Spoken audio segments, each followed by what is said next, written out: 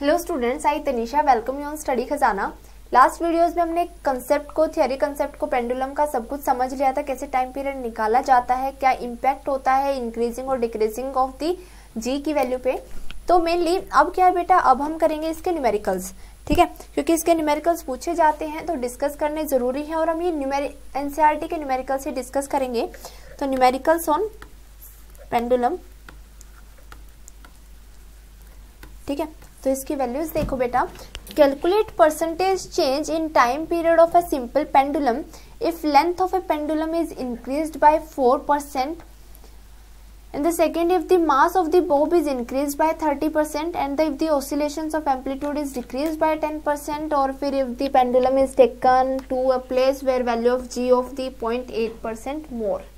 Okay देखो सारी वही चीजें दे रखी है कि कैसे कौन इंक्रीज हो रहा है, कैसे कौन डिक्रीज हो रहा है। तो सबसे पहला पार्ट अगर हम लेते हैं, mass of the Bob increase किया गया 30% पे।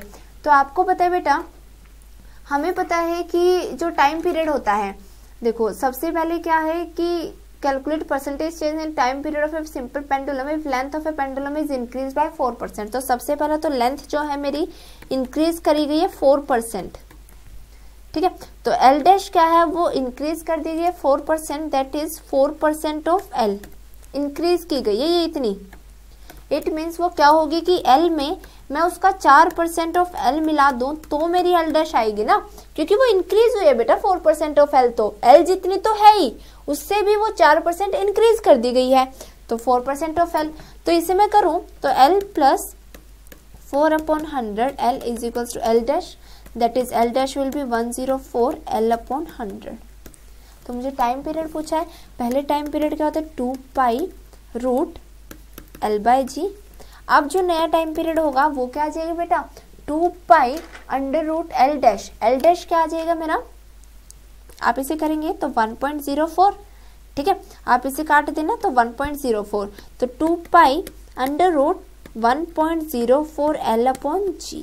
ये समझ गए, क्योंकि मेरी एल डैश की वैल्यू ये है। अब मैं 1.04 को मैं पहले लूं, ठीक है। मुझे क्या निकालना है, मुझे रेशियो निकालना है कि वो कितने परसेंट इंक्रीज हुआ है टाइम पीरियड। तो ये तो मेरी इक्वेशन मानो first, this is equation second. Equation second को इक्वेशन फर्स्ट से करो divide, equation second divided by first. तो T dash is equals to 2 pi root L, sorry 1.04 L upon G upon 2 pi root 1. या तो खाली था L upon G, T dash upon T, इससे ये कटा, T dash upon T will be equals to under root 1.04 L upon G and multiply, ये ऊपर जाएगा तो multiply by L into G। तो L से L, G से G कटा, तो क्या बचा 1.4 T dash upon T is equals to 1.04 upon 1 की पावर हाफ, ये बचा। 1.04 को मैं लिख सकती हूँ बेटा 1 प्लस 0.04 लिख सकती हूँ ना। तो T dash upon T is equals to 1 plus 0.04 अब 1/2।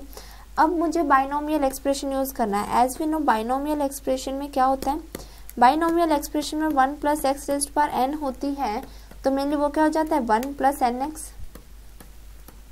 अगर x की वैल्यू मेरी 1 से छोटी होती है, अब वो यहाँ पे यही केस है, तो टी डैश अपॉन टी आप लिखेंगे by the using of binomial, T dash 1 plus 1/2 of 0.04। Binomial में मेनली हमारी मैथ्स में पढ़ा है ना आपने कि जो पावर होती है वो आगे आ जाती है। तो 2 इज इक्वल्स टू 0.02, तो mainly T dash upon T क्या आ गया बेटा 1 प्लस 0.02, दैट इज क्या आ गया, T dash upon T is equals to 1 plus 0.02। T dash की वैल्यू क्या हो जाएगी 1 प्लस 0.02 टी, तो T dash will be equals to T plus 0.02 T. अब यहाँ से देखो ये क्या हुआ, ये मेरा न्यू इंक्रीमेंट हुआ है ना, टी डैश इंक्रीज हुआ है, टी तो था ही था, उसमें अब नया ऐड हो गया है। तो नया ऐड देखो मुझे क्या निकालना होता है, मुझे परसेंटेज चेंज निकालना है।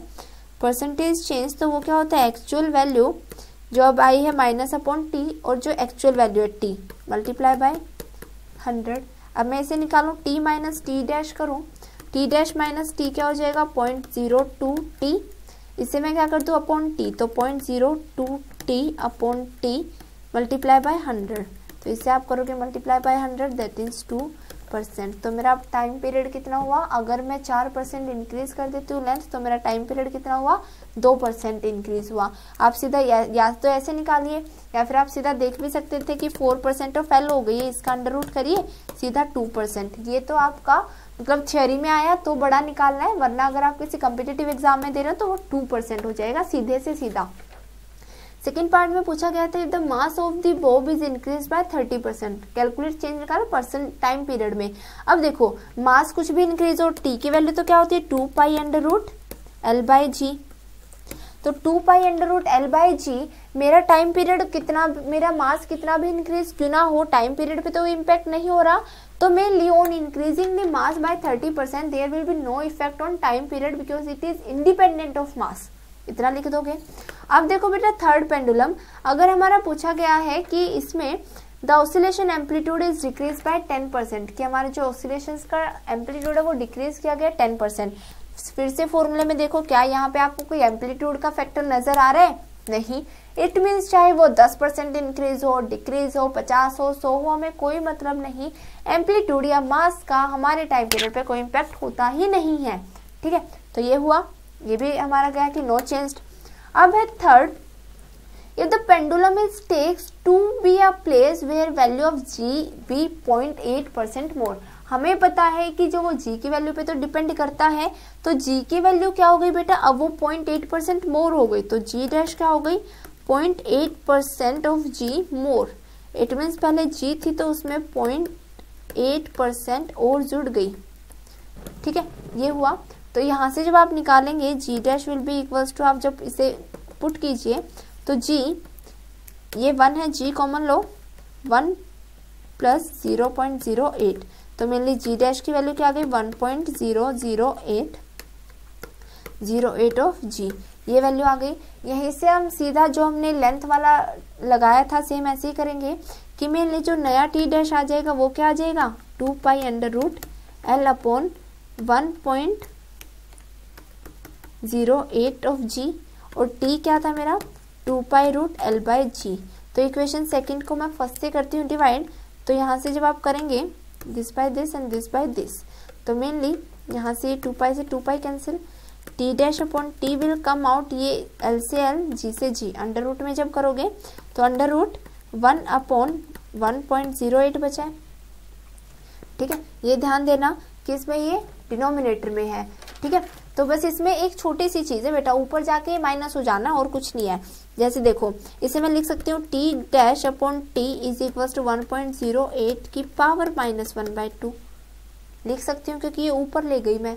ठीक है, अब इसमें फिर से बाइनोमियल लगाओगे तो 1 प्लस एक्स की power n is equal to 1 plus N X, put करो T dash upon T is equal to 1 plus -½ plus -1/2 आगे 0.0804। ठीक है, तो T dash upon T is equal to T -1 minus 0.04। ठीक है, टी डैश क्या हो जाएगा बेटा, T dash is equal to T minus 0.04 T, T dash minus T will be equal to minus 0.04 T. Here minus shows that there is a decrement, क्योंकि आप देख सकते हो जी मेरा डिनोमिनेटर में आता है तो on increasing G time period will decrease. Okay, ये तो सीधा एक सिंपल सा लॉजिक है। तो यहाँ से आप करोगे डिक्रीमेंट पूछा गया है, तो मेनली जैसे आप देखो T minus T is equals to 0.04 T. आप अच्छे से देखो बेटा, यहाँ पे देखो 0.8 मोर है तो 0.08 आ जाएगा ना, तो 0.08 में करोगे तो 1.08, तो अच्छे से ये पॉइंट का देख लेना जीरो वगैरह। तो T dash is equal to T इतना आ गया, तो मेनली अगर मैं डिवाइडेड बाय टी और मल्टीप्लाई बाय 100 कर देती हूँ तो टी, तो मेनली यहाँ से क्या आ जाएगा 0.4%, क्योंकि वो 0.08 था। ठीक है, तो 0.04% और देयर विल बी डिक्रीमेंट, तो therefore time period will decrease. ठीक है, टाइम पीरियड डिक्रीज हो जाएगा, क्यों, क्योंकि जो मेरा यहाँ पे है पेंडुलम वो क्या हो रहा है टाइम पीरियड यहाँ पे डिक्रीज होगा क्योंकि on increment on G time period will obviously decrease. Okay, अभी बेटा क्वेश्चन नंबर हमारा नेक्स्ट, ज्यादा तेज तो नहीं हो रहा है, अभी है ना क्योंकि थ्योरी अच्छे से आती है तो इसलिए थोड़ा फास्ट करने में कोई दिक्कत नहीं है।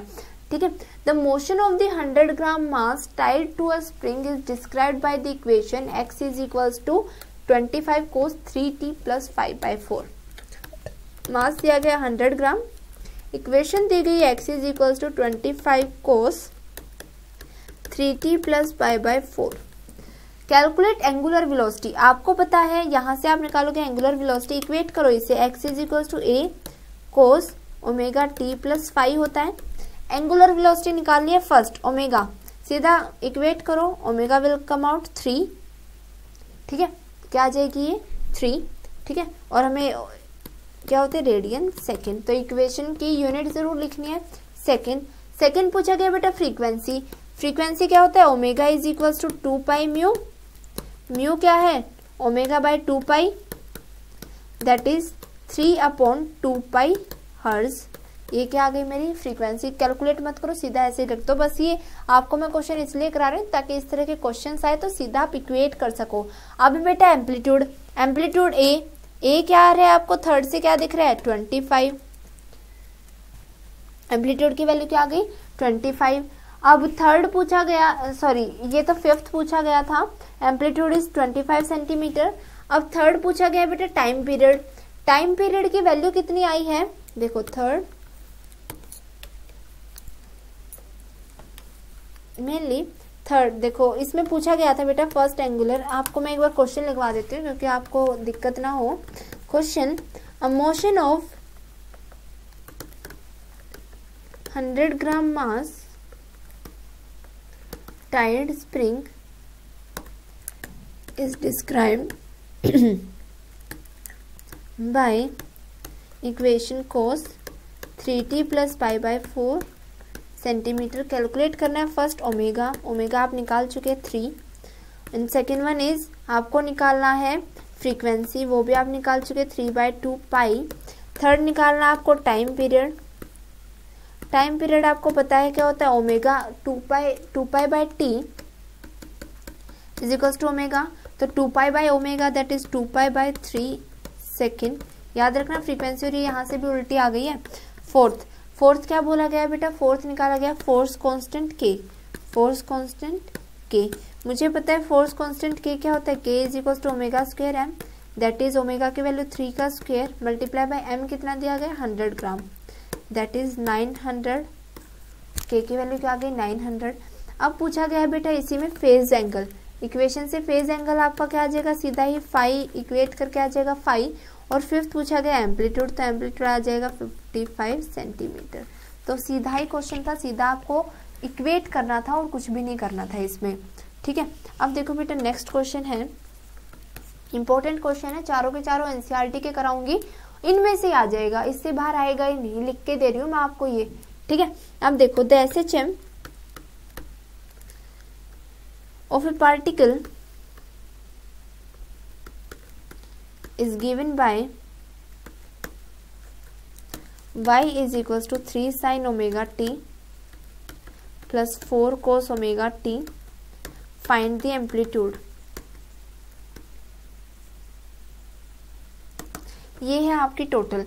आपको पता है y की वैल्यू ये गिवन है तो y can be written as y1 plus y2, ये हुआ।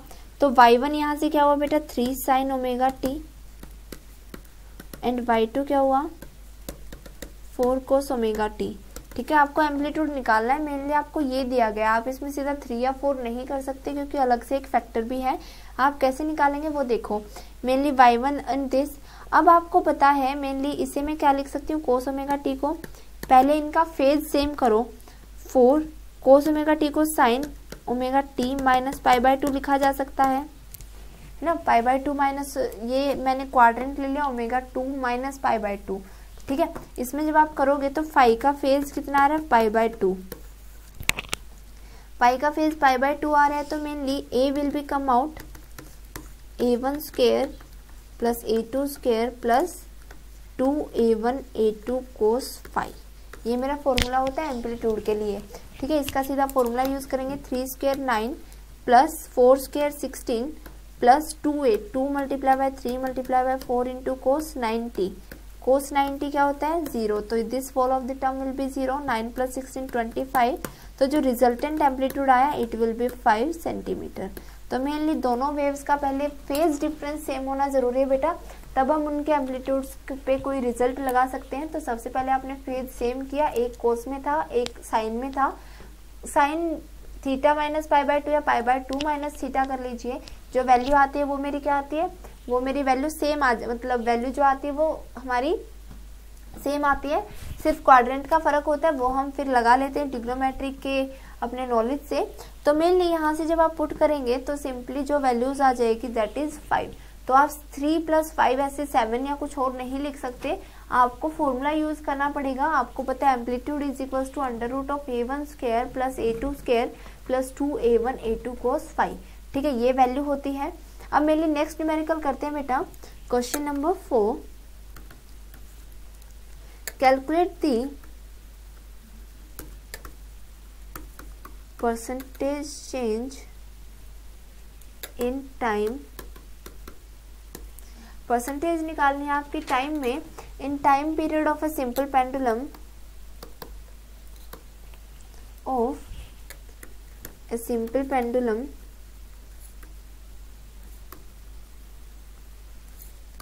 if length decreases by 10%। अगर मेरी लेंथ क्या हो जाती है, डिक्रीज हो जाती है 10%, तो मुझे टाइम पीरियड निकालना है। सेम वही कंसेप्ट है जो पीछे यूज किया था। तो आप इसे सीधा करेंगे, इस क्वेश्चन को आप करना, ठीक है। मेनली जब आप इसे करेंगे तो सीधा फॉर्मूला लगाएंगे 2π√L/g। एल की वैल्यू क्या है, डिक्रीज हुई है बेटा, तो एल की वैल्यू डिक्रीज हुई है तो एल डैश जो आएगा वो सीधा आएगा एल माइनस 0.05 आ जाएगा। अब क्योंकि 5% डिक्रीज हुई है ना, तो 5% माइनस, बस इसमें यही हमारा डिफरेंस आएगा कि इसमें माइनस हो जाएगा। सिंपली फिर जो वैल्यूज आएगी वो हमारी क्या आ जाएगी, बाद में जाके इसकी 1 माइनस 0.05 रहेगा, ठीक है, क्योंकि सिर्फ माइनस है, उसमें प्लस हो जाता है इंक्रीमेंट में। अब अगर माइनस हुआ है तो टाइम पीरियड मेरा कितना डिक्रीज होगा, 2.5, ठीक है। आपको पता है इसका पूरे हाफ होता है क्योंकि वो अंडर रूट में है, तो इसका हाफ करोगे तो वो डिक्रीज होगा। बस ये याद रखना, इंक्रीज होगा या डिक्रीज, ये लाइन मेन होती है। अगर इंक्रीमेंट डिक्रीमेंट की न्यूमेरिकल वैल्यू आपकी थोड़ी बहुत डिफर भी आ गई है कोई दिक्कत नहीं, बट जो थियोरेटिकल आपका कंसेप्ट है वो क्लियर होना चाहिए। इंक्रीमेंट और डिक्रीमेंट की वैल्यू आपको सही से लिखनी होगी, ठीक है। और ज्यादा आप अपनी किसी भी एनसीईआरटी या किसी भी बुक से ज्यादा प्रैक्टिस कर सकते हो न्यूमेरिकल्स। सारे टाइप के 3-4 तरह के जितने भी आते थे मैंने सारे न्यूमेरिकल्स एक करा दिए हैं, और प्रैक्टिस जितने आप करेंगे उतने ज्यादा आप अच्छे हो जाएंगे। तो ज्यादा से ज्यादा प्रैक्टिस कीजिए और न्यूमेरिकल से डरना नहीं है, थियरी भी साथ के साथ कीजिए। नेक्स्ट वीडियो में इसके कुछ और कंसेप्ट पढ़ेंगे। इसमें इतना ही, थैंक यू सो मच, जय हिंद।